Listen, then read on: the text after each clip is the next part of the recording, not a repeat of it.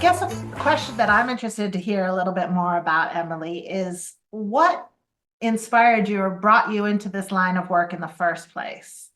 You've been doing it for 20 years, which is a significant an amount of time. And so what has been sort of that driving force behind it?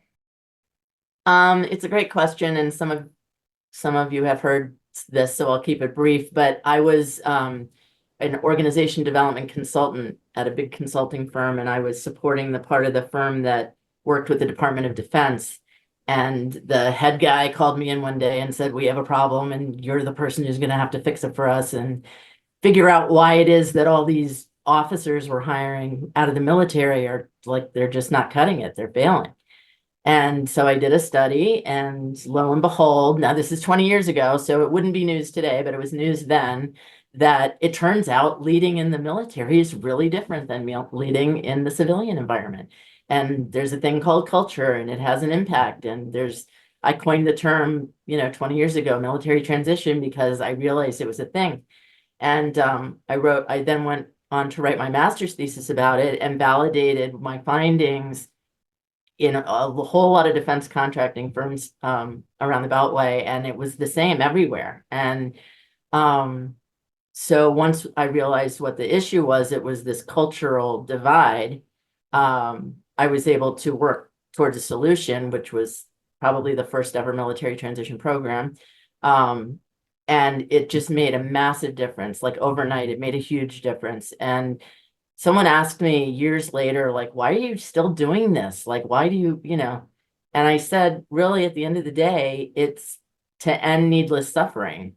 I know that sounds dramatic, but I mean, if you spend any amount of time in the military, and even if you haven't really achieved rank, whatever it may be, you come out at the top of your game and you enter this crazy new world, and there isn't really a lot to help you figure it out. It's a real blow to confidence. It's a blow to your identity as a leader, which you get in the military. So it just, so it became really fun and exciting, and kind of like a mission for me to help these folks and to try to do it at scale. I can't believe that still, and that's why I did this book at ease and the course, the accelerated military transition course, because it's the problems are still there and they're not being solved at scale yet, all these years later. What are you hoping that a veteran in transition gets out of this book? You've put all this time and energy into writing this book. You are interested in helping veterans at scale. What do you hope they walk away with? What do you hope that they gain from the book? Well, it's funny because honestly, in the process, originally this was just going to be like a very surface level rewrite of the original book, field tested. But once I kind of got into it, I realized, no, needs to be a new book, a different book, and it needs to be more targeted towards the veteran, less targeted towards the civilian company who's employing the veteran, although it is meant for both. And you asked me at one point what we were trying to figure out the title, and you kind of said, I don't know if this is the right title, field tested too. And you just started really doing a great job coaching me. And I realized you asked me that question, what do you want the veteran to feel when he reads this book or she reads this book or sees it? And what came to my mind was I want them to feel relief, and that's 2 minutes later in our conversation, that's where at ease came from, because there just isn't, there aren't good solutions out there yet. And the military does a kind of cursory job of getting people officially separated from service, but they don't talk about the cultural divide. They don't talk about, what it's going to be like and what to expect and all of the things you're going to go through, because there's going to be a lot. And the civilian employers aren't really often set up to do that either. And the books that are out there are really just about how to write a resume and how to get a job. And military transition is not about a resume, and it's not about a job. It's about a fundamental transformation of who you are. I mean, and nobody kind of prepares you for that. And so that's what the book is. That's what the course is. It's my best effort to take all these 20 years of looking at this as a behavioral scientist, but also as a coach and working with veterans, working with companies to try to accelerate the learning curve for the veterans they hire. It's my best effort to coach people through this process.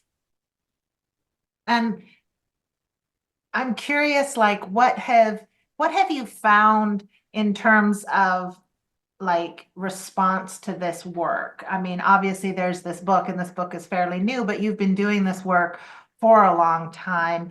And I'm curious what kind of reactions you get or what kind of feedback do you get from veterans or employers about the necessity of this type of work? Unfortunately, the programs that exist today are really for officers or special forces. So there's not a lot, if anything, out there for just the average person. And so they have validated, all these folks that I know have validated for me that this is completely unique. There's nobody looking at the psychosocial aspects of the military transition, at least nobody who's publishing in a non-academic way. And so that's reassuring. But what's even more exciting and just mind-blowing to me is the emotional response. Because, you know, when you're writing a book like this, you have to have a lot of people looking at it and a lot of people reviewing it. And I had a lot of veterans involved in that. And, you know, what they came back with was just one person said, a Navy guy said, I now understand why I lost my first job. Like, I never understood all these years, 6 years ago, but you explained every mistake that I made. And so that was like, wow, okay. And he immediately got into the language of the book and started using the terminology back to me. And then other reviewers who read the book, everyone had a big emotional response. They said they felt seen. They realized that they weren't alone.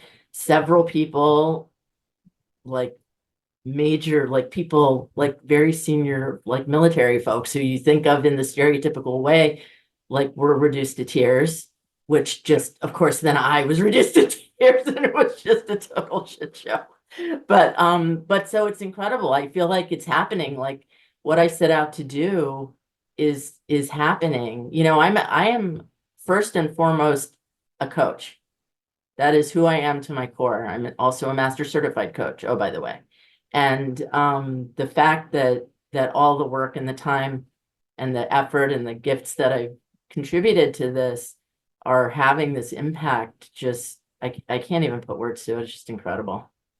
What is the biggest piece of advice you'd give HR departments? So the biggest piece of advice I would say is make a small investment of time in creating onboarding specific to veterans, because most new hires who are coming to you from other jobs, they know a lot more than a lot of things that you take for granted. But the veteran coming into a job like is lacking very basic information, like, you know, the value of their time, literally in dollars, what it means to be a professional and to be a peer and a colleague where rank isn't part of the conversation. And how to shine rather than kind of, you know, deferring as they do, you know, in the military, just because of the culture. So, you know, the good news about all the research and work that I've done, and with my various teams over the years, is that, you know, we kind of know what the major pitfalls are, and I talk about them in At Ease, and we know how to solve for them. So you HR department looking to, you know, accelerate the learning curve, the cultural learning curve of your veteran hires, just need to make a small investment. It doesn't have to be a big deal. We know what the solutions are. And start by giving your folks the book At Ease, and they'll, you know, that'll take you part of the way. Many organizations have an ERG for veterans. Where are they missing the mark, or what can they do better? Yeah, an ERG, that stands for Employee Resource Group. And big companies tend to have these ERGs for different affinity groups, for women, for you know, African American, APAC, all those things. And a lot of companies have them for veterans or military, they would call it. And some of them are good, but there's a lot left on the table in terms of how the business can and should work with their ERG to mutually support the business and the success of the veterans who are hired. So for example, you know, I've always said that companies should activate their ERG to help them translate resumes, you know, because a military resume looks complete, is full of alphabet soup. It's very hard to make sense as a civilian of what you see on a military resume. And so the folks in the military ERG speak that language. Now they speak both languages to bring them on board to help screen and help, you know, with the acculturation process. And then, of course, as soon as you have a new hire from the military, get them connected with the ERG ASAP. In fact, one of the programs I developed for a big firm, we actually assign them a buddy before their day one. I talk about focusing on onboarding from day zero, which means day zero is the day they sign the offer letter. Day one is the day they start. And that time, which could be weeks, it could be months, that's an amazing opportunity to build a, you know, affiliation and to build good feelings towards this company that you've decided to join, is to line them up with a buddy and get their questions answered, have somebody who knows when they're coming on, when their first day is and is ready to greet them.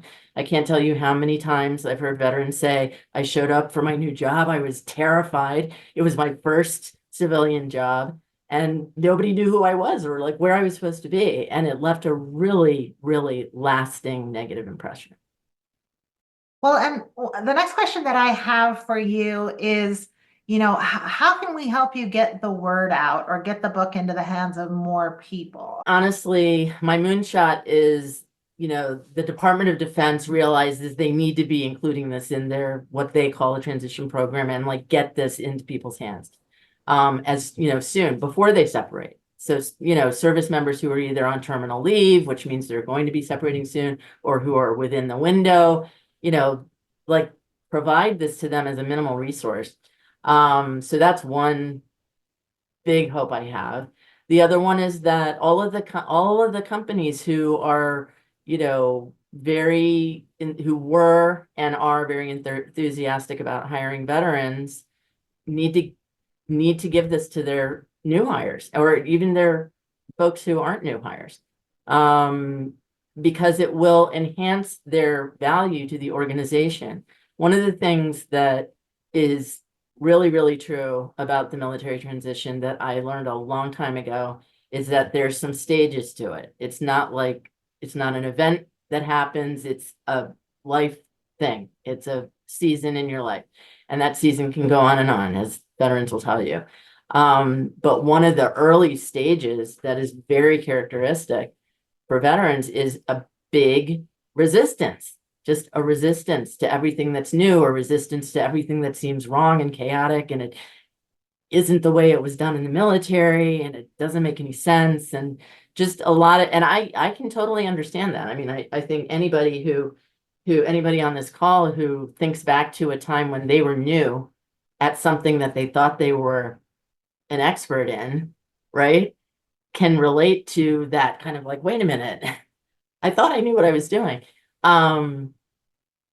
And so, yeah, so helping them recognize and overcome that resistance is really, really, really helpful to the organization that hires them. In fact, this might be a good time for me to read one of the, it's really short, everybody. So this is from the very beginning, and each chapter starts with a quote from one of the many, many, many veterans I've interviewed over the years of my research. And this one starts with saying, when you get out, in fact, this person might even be on the call. I don't know. Anyway, when you get out, it's kind of like a shock to the system. It took a long time to find my place, my niche. It was very tough after being in a job where you're the top guy and you know what you're doing and people seek you out as the expert for your opinions. So that is very typical of the experience that many, many have of transition, is they left a place where they knew everybody knew them, and they knew what they were doing, to a place where they don't even know who anyone is because nobody's wearing a uniform. So then the next paragraph says military transition, and this is important. This is one of my big things. Military transition is not about a resume. Let me repeat, military transition is not about a resume. It is fundamentally about personal transformation, which is why it's so compelling for me, because that is what I do in my life as a coach, as so many coaches on the call can relate to. It's all about transformation. Military transition is a term I coined 2 decades ago to describe the struggle to succeed in the civilian workplace after military service. It was never about resumes or interviews, but rather the deeply human and personal experience of a major life change that you didn't expect. It is about identity, culture, personal growth, humility, and resilience. In this way, military transition is similar to many life changes any one of us might face. However, the transition veterans make from military to civilian employment involves a unique set of challenges. And then I go on to say how it's different, and how it's unique. In At Ease, you emphasize the importance of preparing service members for the emotional and psychological aspects of transition. How can military spouses and family members best support their loved ones during this process? Are there specific insights or strategies from the book that you think are particularly relevant for military families as they navigate this shift together? This, I think, is going to be so incredibly helpful for spouses who basically are going to stand by and watch this whole thing unfolding. And it is a whole thing, as I'm sure you know, Nikki. One of the things that is a very common misconception among veterans is that this change, leaving military service and entering the civilian workplace, is going to be, quote, just another change of duty station. So as you know, veterans typically change, their job, their location, they move, every 3 years or so. And what I realized early on was that the military does a really good job of what I call controlling ambiguity. So a base in one part of the world might look very similar to a base in another part. Things operate, they limit the amount of ambiguity so that they can have continuity of operations, limited disruption. You may be in a totally different part of the world, but there's a lot around you that's familiar. It's like somebody recently described it to me as it's a little piece of America's right there. And so the military transition is not like that. It's not controlled ambiguity. It's just like total ambiguity, as it's been described to me. And so I can't tell you how many veterans have said to me, well, I'm not worried about it. It's going to be great. I'm used to change. I'm really good at change. I do it every 3 years. I'm like, oh, I don't want to burst that bubble because I'm sure you are really adaptable, and it's not. So anyway, so a spouse who knows that and who has insight into all of the things that the veteran is going to probably be faced with, including in many cases a real blow to their confidence, of just a feeling of disorientation, like who am I in this world where I don't have my uniform and all my, my stars and bars so people know, how important I am. There isn't any of that around me. And I all of a sudden have to prove myself. They are going to need a lot of support. In fact, in the course, the Accelerated Military Transition course, one of the things we say early on is to really make this course work, you have to identify, quote, your person. Your person is a primary source of support who you want to bring into this learning experience with you. So they know exactly what you're going through, what you're learning. They can practice using the tools with you. And more than anything, they can be with you as you walk through this journey. Go ahead. I didn't totally answer one of the questions you asked before, and I just want to do that real quick, which is you asked, how can you guys help me? How can people help me? I mean, ultimately, if you know a vet, if you love a vet, or someone who's going to be a vet who's separating, soon from service, or if you coach vets, or coach military, you've got to share this book. I mean, it's a very small price to pay to make a massive difference in someone's quality of life as they go through this major life change that they don't expect to be a major life change. That's part of it, is just the shock of it.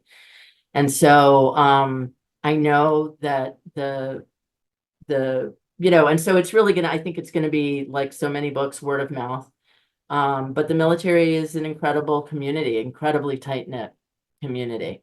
And as the word gets out from credible sources, veterans who are, really being impacted in a positive way by it, as several already have that I talked about, I think, my goal is just get as many people to read it as possible because it's going to help them.